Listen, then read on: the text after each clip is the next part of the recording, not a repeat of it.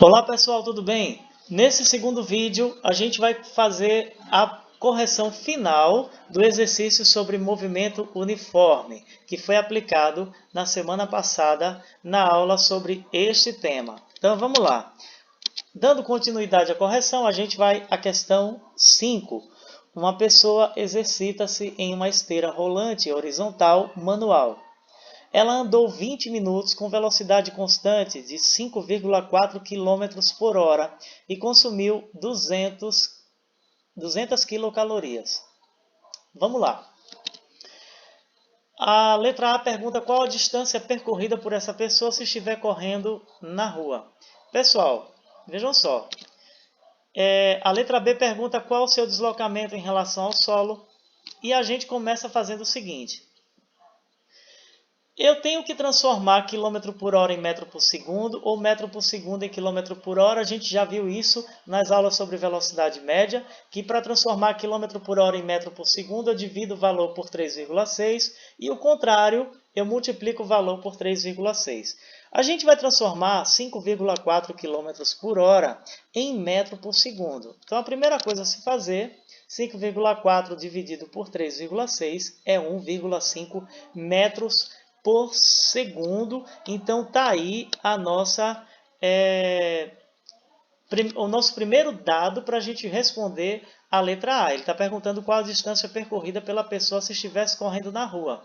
A segunda coisa a se fazer é transformar o minuto em segundo, porque a gente precisa dar a resposta em metro. A velocidade está em metro por segundo e o tempo vai em segundo. Então, se 1 minuto é 60 segundos, 20 minutos é 1.200. Se eu multiplicar 20 por 60, eu vou ter 1.200 segundos. Então, sabendo desses dados, eu vou utilizar a equação da velocidade, que é ΔS sobre ΔT, mas eu estou querendo achar o meu ΔS. Então, se eu substituir, o V é 1,5, o ΔS é o valor que eu quero encontrar, que nesse caso equivale à distância percorrida, e o meu tempo é de 1.200 segundos.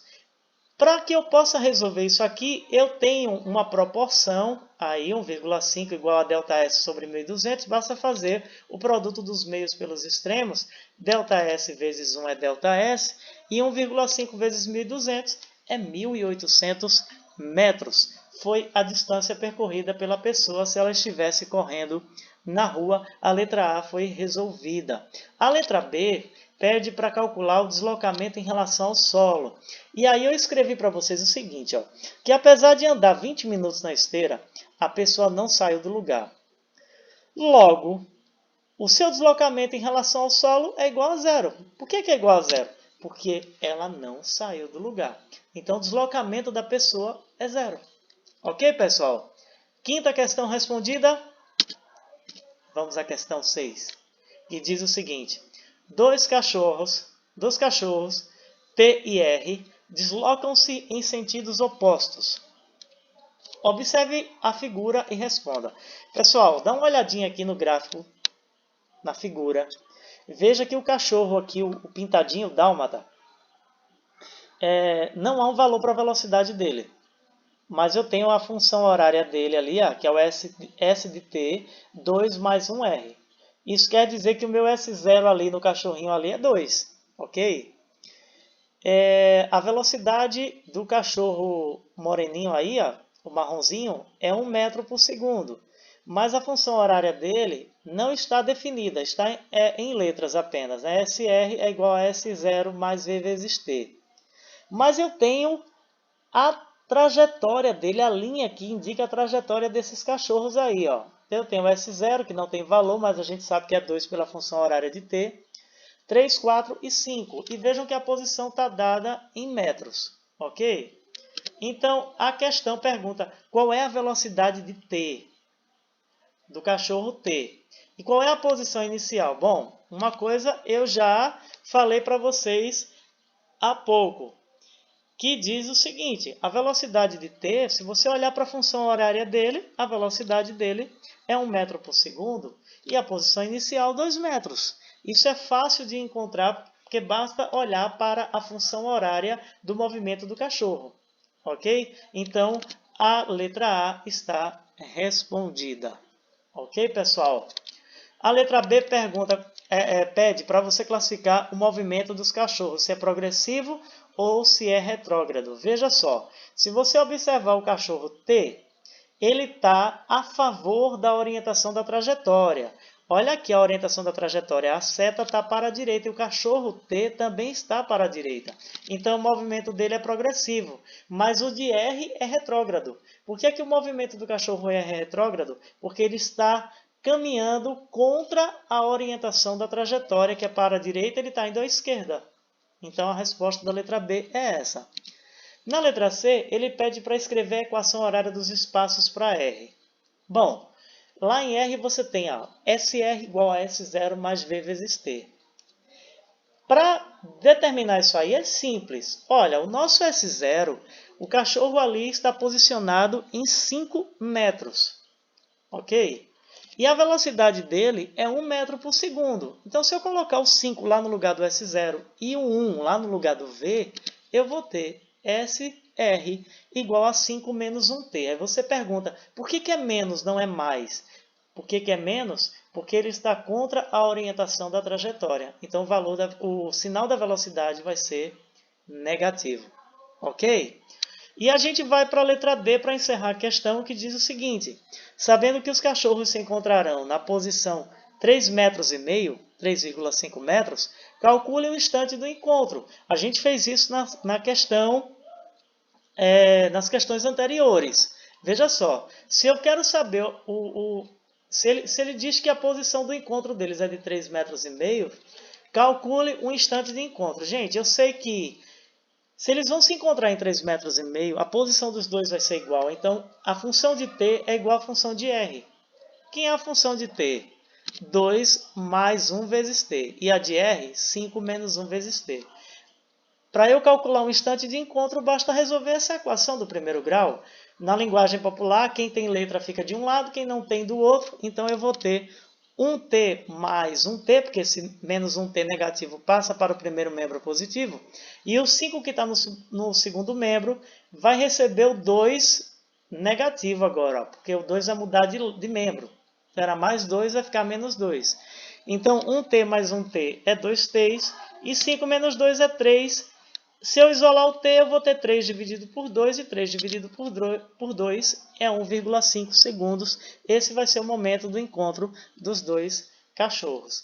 Terminamos a questão 6.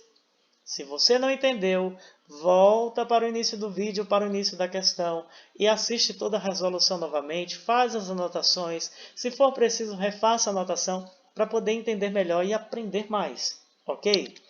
Vamos à próxima questão, que é a 7. Que diz o seguinte, essa questão é de raciocínio, tá?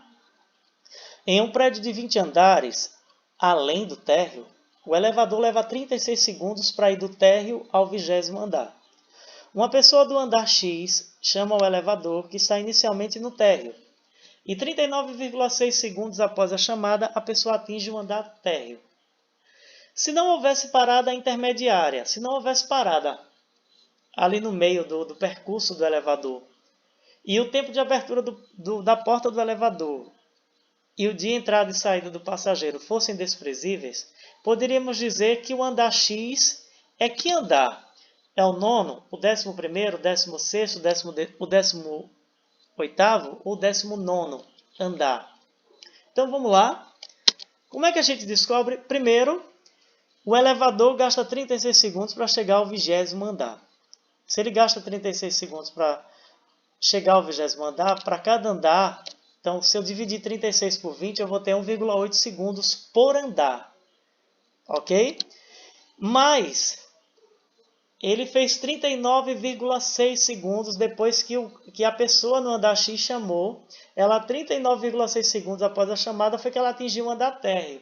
Então, se eu pegar esse 39,6 e dividir por 1,8, que foi o tempo que o elevador gasta para chegar em cada andar, então eu tenho 22 andares na subida e na descida, porque aí 39,6 foi mais do que 36, então o elevador deve ter subido e descido.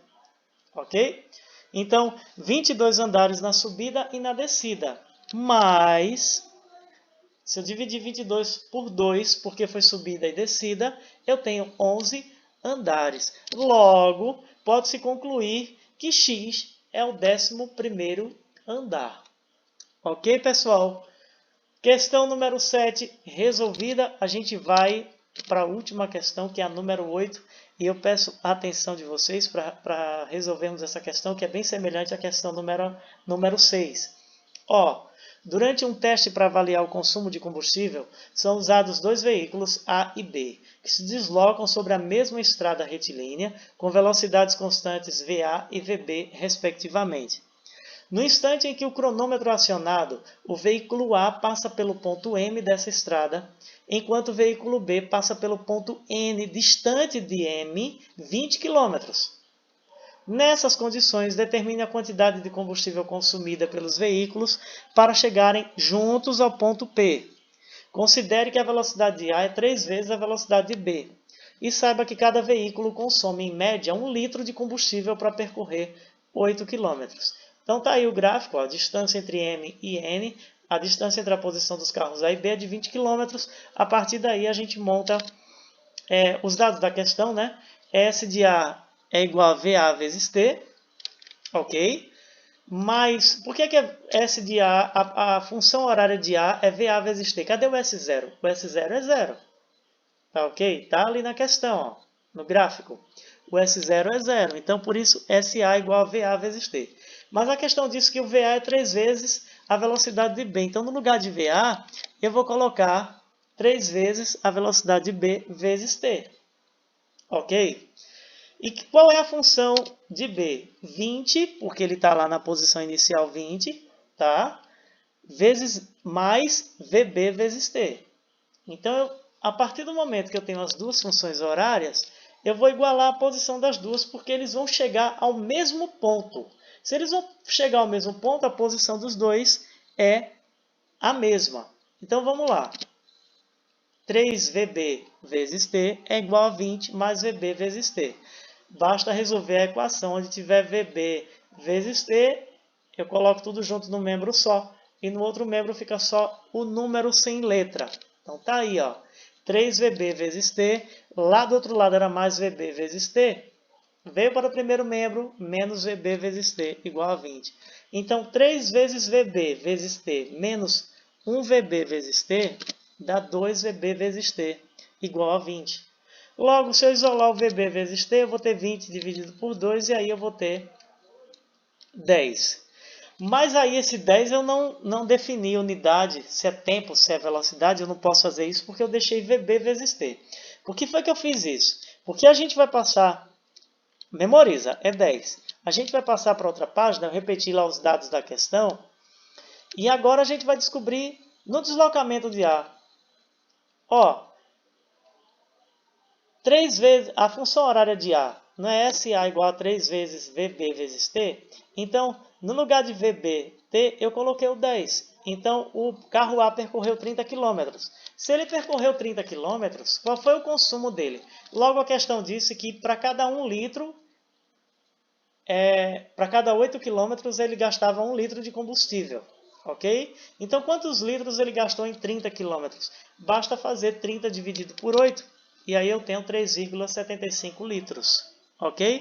No deslocamento de B, eu descubro que o VB vezes T é 10, então o B só percorreu 10 km. Se eu fizer a mesma coisa aqui para descobrir o consumo de B, 1 litro equivale a 8 km, e quantos litros equivalem a 10 km? Então 10 dividido por 8 eu tenho 1,25 litros. Ok, pessoal? Com isso a gente termina a correção do nosso exercício, e eu peço a vocês para que assistam, reassistam quantas vezes for necessário esse vídeo, anotem quantas vezes for necessário, porque cada vez que vocês fazem isso, melhor o aprendizado.